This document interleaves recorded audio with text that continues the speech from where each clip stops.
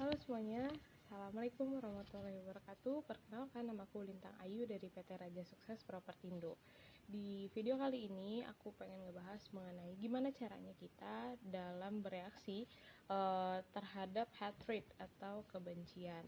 Nah, kenapa topik ini menarik dan penting menurutku? Karena dalam bereaksi terhadap rasa kebencian yang ditujukan dari seseorang kepada kita itu harus tepat dan juga nggak boleh gegabah, karena dampak yang diberikan kalau misalnya kita terlalu gegabah ataupun nggak berpikir panjang terhadap reaksi yang kita berikan dari rasa kebencian itu bisa berdampak buruk bagi kita. Jadi penting untuk kita tahu gimana caranya menghandle atau bereaksi dengan baik terhadap rasa kebencian itu. Nah, itu berguna banget untuk nggak hanya di lingkungan pekerjaan, bisa juga di lingkungan sosial yang lain, seperti misalnya di pertemanan ataupun keluarga. Oke, disclaimer dulu mengenai materi dari video ini. Aku ambil dari beberapa artikel yang ada di internet dan juga dari kajian ataupun ceramah-ceramah yang pernah aku dengarkan atau yang pernah aku ikuti. Otomatis bisa dibilang dalam video kali ini aku mengambil ilmu-ilmu sosial yang diajarkan di dalam Islam, salah satunya dalam menghadapi rasa kebencian atau hatred itu sendiri. Seperti yang kita tahu ya, kalau di agama Islam itu selain ada hablum minallah atau hubungan dengan Allah, kita juga ada hablum minannas alias hubungan dengan manusia. Jadi aku pribadi dalam menerapkan nilai-nilai sosial itu, selain belajar dari ilmu-ilmu sosial yang general, aku juga mengambil atau mengadaptasi ilmu-ilmu sosial yang diajarkan dalam agama Islam. Oke, jadi yang pertama, langkah yang paling baik ketika kita menerima kebencian atau rasa benci dari seseorang adalah kita check on yourself. Jadi kita melihat ke dalam diri kita sendiri. Apa sih alasan orang tersebut bisa membenci kita? Apa memang benar ada sesuatu yang salah dalam diri kita? Nah, itu kita harus lihat. Kadang kita itu diberikan istilahnya, bisa jadi seseorang tersebut yang memberikan rasa benci kepada kita itu adalah cara Allah untuk menegur kita ataupun memberitahu kesalahan kita, karena kita sebagai manusia itu pasti pernah salah dan kadang kita sebagai manusia juga nggak menyadarinya. Jadi butuh orang lain sebagai perantara untuk istilah kasarnya untuk menegur kita nih mengenai kesalahan tersebut. Jadi kalau misalnya ada seseorang yang membenci kita, bisa jadi memang ada sesuatu di diri kita yang harus diperbaiki. Jadi yang pertama itu kita harus cek ke dalam diri kita sendiri, apakah ada yang salah ataupun tidak. Lalu kalaupun misalnya emang ada yang salah, kamu nggak usah berkecil hati ataupun bersedih. Kita perlu tahu kalau misalnya manusia itu tempatnya salah. Jadi sangat wajar kalau misalnya ada sesuatu yang salah dalam diri kita. Yang nggak wajar itu kalau misalnya kita udah tahu nih ada yang salah, tapi kita nggak bisa improve kesalahan tersebut. Jadi yang kedua itu kita harus jadikan itu sebagai alasan kita untuk improve diri. Jadi alasan kita untuk memperbaiki diri nih. Kita tahu misalnya kita itu pemalas. Terus ada orang nih yang nggak suka sama kita karena kita tuh pemalas. Pekerjaan kita jadi lama atau apa gitu misalnya. Karena kita udah tahu tentang kelemahan tersebut, kita bisa improve nih untuk jadi lebih nggak pemalas. Nah, salah satu contohnya seperti itu. Nah, tapi kalau misalnya ternyata rasa kebencian itu tidak didasari dengan fakta ataupun bukan karena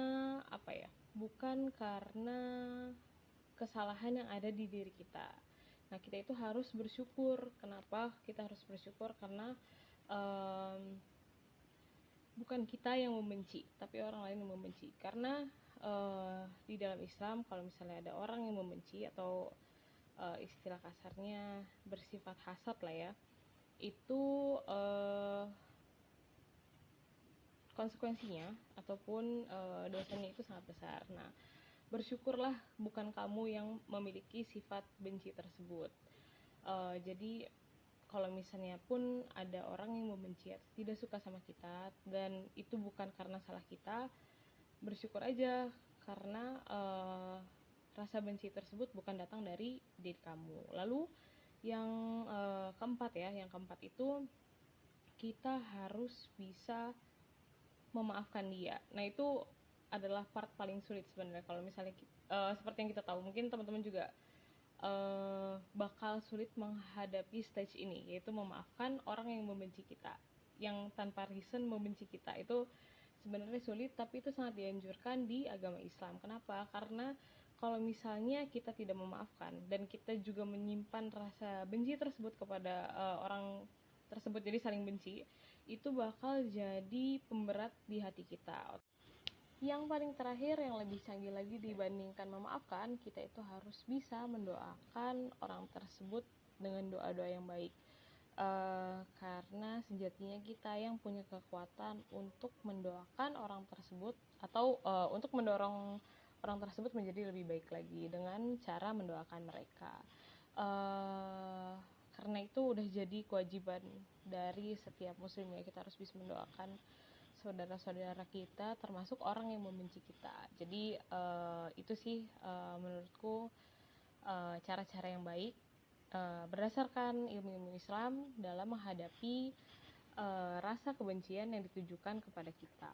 Nah, sebenarnya ini juga sebagai reminder bagi aku pribadi, dan juga semoga ini bisa jadi reminder juga untuk teman-teman, dan semoga menjadi istilahnya manfaat, nggak cuma ditonton doang tapi bisa diimplementasikan di kehidupan sehari-hari kita. Karena semakin dewasa kita, tentu kita akan menghadapi lebih banyak masalah dibandingkan waktu kita kecil. Lebih banyak konflik, lebih banyak gesekan, dan pasti kita pernah mengalami gimana rasanya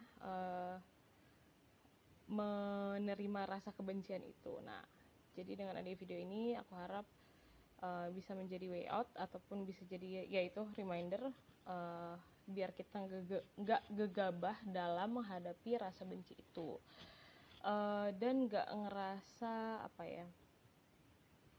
dengan dibenci kamu menjadi jatuh ataupun istilahnya menjadi jatuh ataupun menjadi terpuruk. Karena sejatinya itu seseorang itu nggak akan dijatuhkan oleh orang lain, dan juga nggak akan tinggi dengan ditinggikan oleh orang lain, melainkan dari takdir Allah Subhanahu Wa Taala. Jadi percaya aja sama setiap takdir, mau itu takdir baik ataupun takdir buruk yang dikasih sama Allah untuk kita, karena emang itu pasti ada pelajaran ataupun hikmah yang bisa kita peroleh. Terima kasih telah menonton videonya sampai habis, semoga bermanfaat untuk teman-teman semua. Wassalamualaikum warahmatullahi wabarakatuh.